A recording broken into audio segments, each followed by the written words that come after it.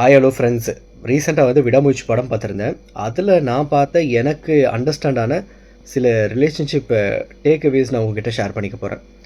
First என்னென்னா, அவரோட initial love ஸ்டேஜஸில் பார்த்தீங்கன்னா, அவங்களுக்காக நிறைய டைம் ஸ்பெண்ட் பண்ணியிருப்பார். அவங்களுக்கு நிறைய அட்டென்ஷன் கொடுத்து, கிஃப்ட் கொடுத்து அவங்கள சர்ப்ரைஸ் பண்ணுறதாகட்டும், அவங்களுக்காக பிடிச்ச சின்ன சின்ன விஷயங்களாக நிறைய பண்ணுறப்போ அவங்க வந்து ரொம்பவே சர்ப்ரைஸ் ஆகிருப்பாங்க. அவங்களுடைய ஃபார் எக்ஸாம்பிள் அவங்களோட டேட் ஆஃப் பர்த்தை கண்டுபிடிக்கிறதுக்கு அவர் பண்ண ஒரு அப்ரோச் ஆகட்டும் எல்லாமே வந்து ரொம்பவே நல்லாயிருக்கும். பட் வந்து ஆஃப்டர் ஒன்ஸ் தே கெட் மேரிட்னா அது எல்லாமே நல்லா போயிட்டுருக்கும்.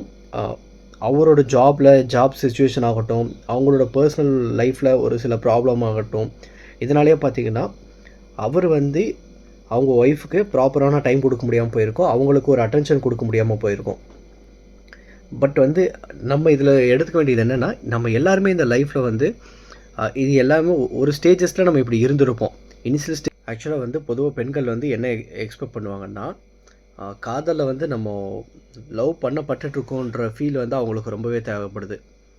இப்போ வந்து நம்ம வந்து இன்னுமே still we are being loved அப்படின்ற ஃபீல் வந்து நம்ம அவங்களுக்கு கொடுத்துட்டே இருக்க வேண்டிய கடமை வந்து ஆண்களான நம்ம எல்லாருக்குமே இருக்குது. அந்த ரெஸ்பான்சிபிலிட்டி இருக்குது.